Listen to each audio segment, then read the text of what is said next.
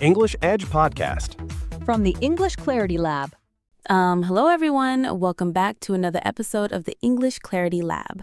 I'm Mary, and as always, I am joined by my wonderful, incredibly charming, and occasionally easily confused co-host, James. How's it going, James? Hey, Mary. Wow, occasionally easily confused. I'd ask for a clarification on that, but ironically, today's topic means I need to know exactly how to ask for things without sounding like a toddler demanding juice. So I will let it slide. For now. Good choice, because today, guys, we are breaking down a massive wall for English learners. We are diving deep into the art of asking. Get what you need.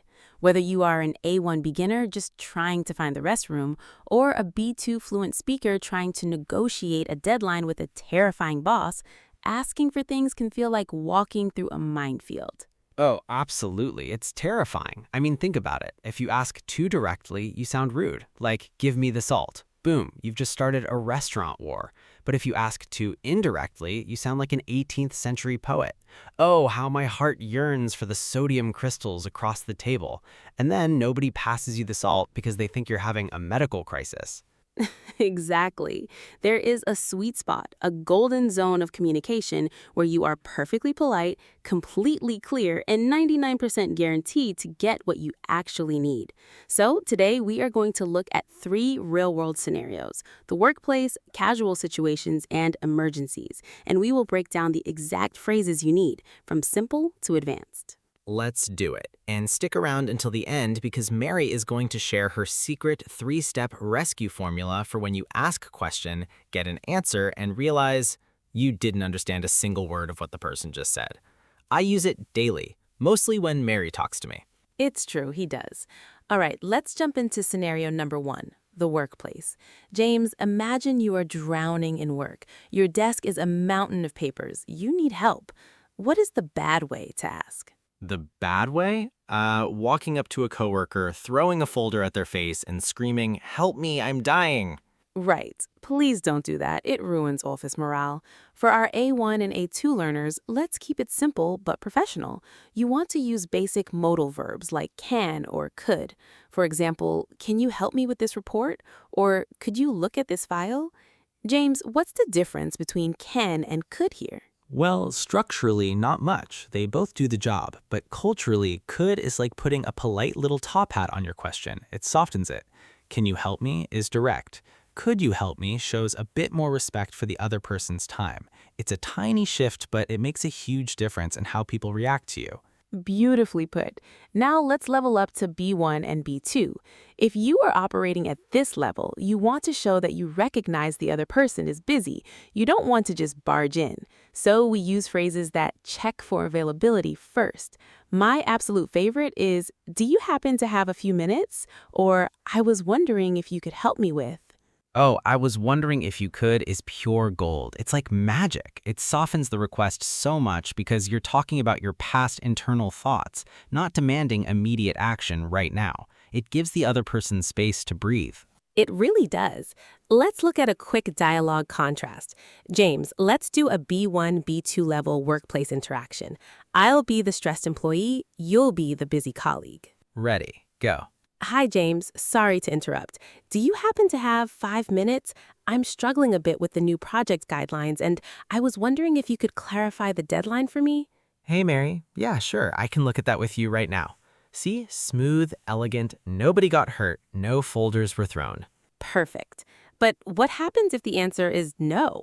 Because sometimes you ask correctly and the person says, sorry, I'm too busy.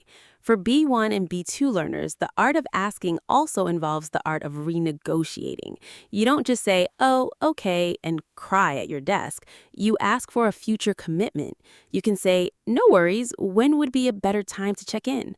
Or could we look at it tomorrow morning instead? Yes, that keeps the door open. You're still getting what you need, just shifting the timeline. Now, let's shift gears to scenario number 3, casual everyday situations. Coffee shops, restaurants, hanging out with friends, or talking to neighbors. This is where things get tricky because native English speakers use a lot of idioms and indirect language when they're relaxing. Oh, definitely. In a casual setting, if you are too formal, it feels weird. Like if I'm at a barbecue and I say to a friend, "Excuse me, sir, I was wondering if it might be within your power to pass me a beverage." They are going to laugh at me or think I'm a robot. A very polite robot. For A1 and A2 learners in casual settings, the easiest strategy is using may I have or could I get. When you're ordering coffee, don't just say give me a latte. Say, could I get a medium latte, please? It's simple, it's fast, and the barista will actually smile at you. Yes, could I get is the ultimate restaurant survival phrase. It works for everything. Could I get some water? Could I get the bill? It's polite enough for a nice restaurant, but casual enough for a fast food joint. Now, what about asking a friend for a favor? This is where B1 and B2 strategies come into play. We use phrases like, would you mind? Or is there any chance you could? James, what's the golden rule about using would you mind? Ah, the grammar trap. This is huge, guys. Listen carefully. Would you mind means, does this cause you a problem?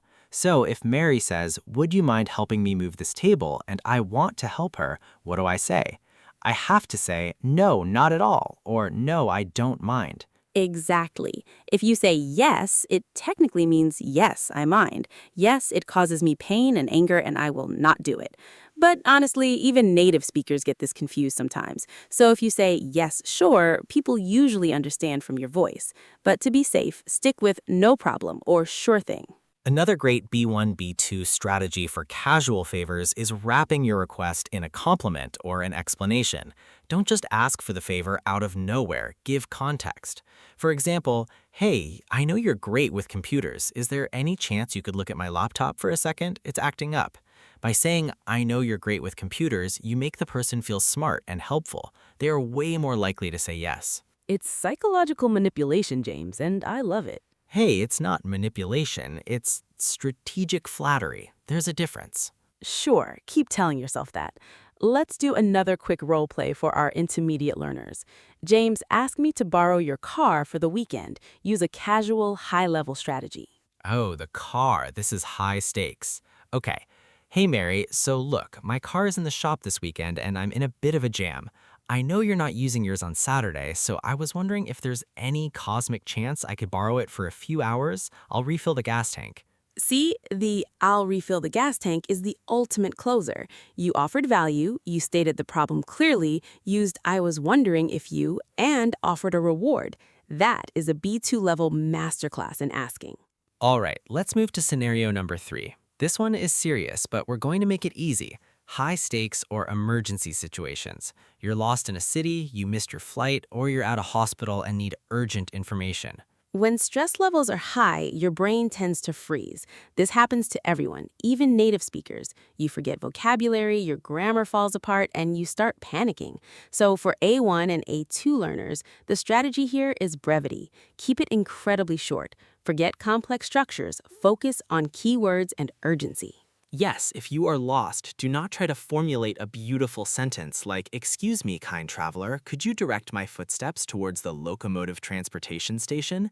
No, just walk up to someone, look them in the eye, and say, "Excuse me, where is the train station? I am lost." Perfect. Where is and I need help. Those are your anchors. If you are at an airport and your gate changed, you don't need to explain your whole life story. Just go to the desk and say, "Excuse me, flight 402 to London. Which gate?" It is not rude to be direct when you're in a rush or an emergency. Clarity is more important than politeness when time is running out. Now, for B1 and B2 learners, you might find yourself in a high-stakes situation that isn't a medical emergency, but it's still very important, like negotiating an issue at a hotel or a bank. For example, your room has a problem or your credit card isn't working. In these cases, you want to use authoritative yet polite asking structures. You want to sound confident so people take you seriously. We use phrases like, "Could you please direct me to the manager?" or "I need to speak with someone who can assist me with." Notice we use I need to instead of I want to. I need to speak with sounds like a requirement, not a whim. Oh, that is a subtle but powerful shift. I want to see the manager sounds like you're throwing a temper tantrum. I need to speak with the manager regarding this billing error sounds like you're an executive handling business. Exactly. Let's look at how to ask for exceptions or flexibility in high-stakes moments. Let's say you missed a deadline or a check-in time. A great phrase is there any flexibility with this rule, or are there any alternative options available? This shows you understand the rule exists, but you're politely asking them to find a loophole for you. Is there any flexibility is beautiful. It forces the other person to look for solutions instead of just saying, no, that's the rule. It invites cooperation. All right, James, it is time for the grand finale, the moment everyone has been waiting for, my secret, patented, highly coveted three-step rescue formula. Oh boy, get your pens and notebooks ready, folks. This is the strategy that keeps me from looking completely blank-faced when Mary uses big words.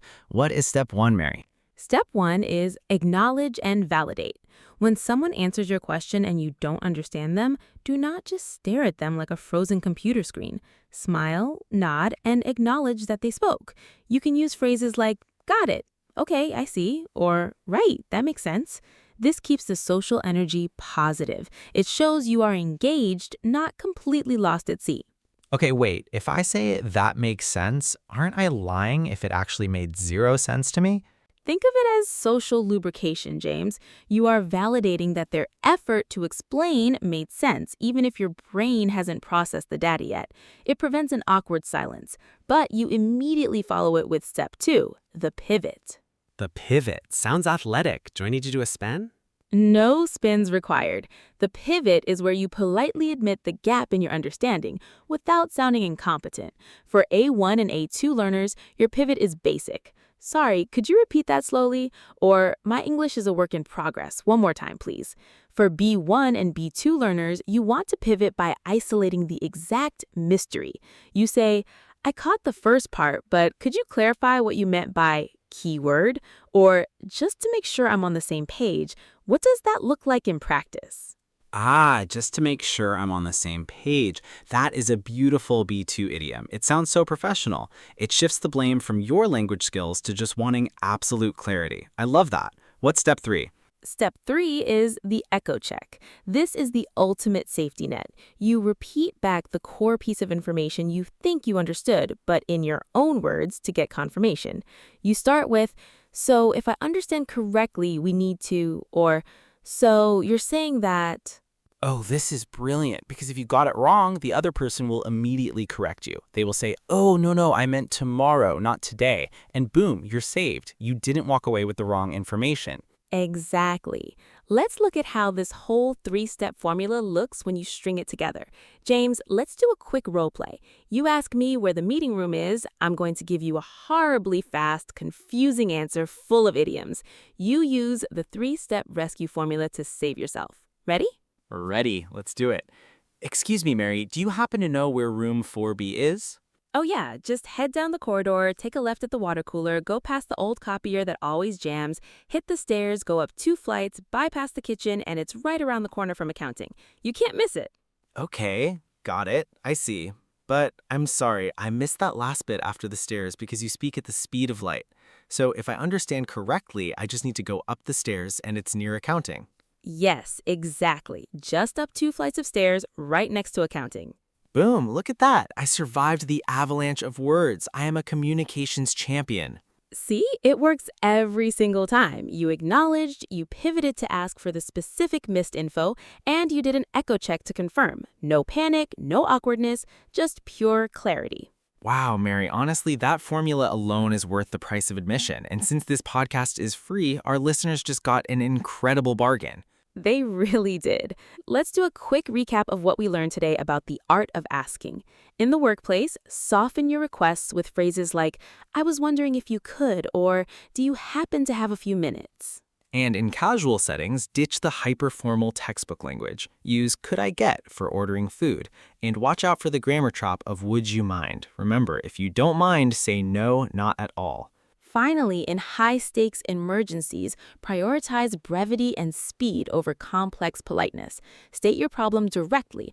I'm lost. Where's the station? And if you ever get a confusing answer, deploy the three-step rescue formula. Acknowledge, pivot, and echo check. Beautiful. Now, guys, your homework for this week is simple. We want you to practice the pivot. The next time you're practicing your English, whether with a native speaker, a language partner, or even watching a video, and you don't understand something, don't just nod along. Use the phrase, just to make sure I'm on the same page. Could you explain that one more time? Try it out and see how much it changes your conversations. Absolutely. Write your experiences down in the comment section below or send us an email. We love reading your success stories. Yes, please do. And if you enjoyed today's episode, make sure to hit that subscribe button, leave us a 5-star review, and share this episode with a friend who's also working on their English fluency. It really helps the lab grow. Thank you so much for hanging out with us today in the lab. Keep practicing, keep asking smart questions, and don't be afraid to make mistakes. That is how we learn. Bye, everyone. See you next week. Bye-bye, guys. Clear skies and clear English ahead.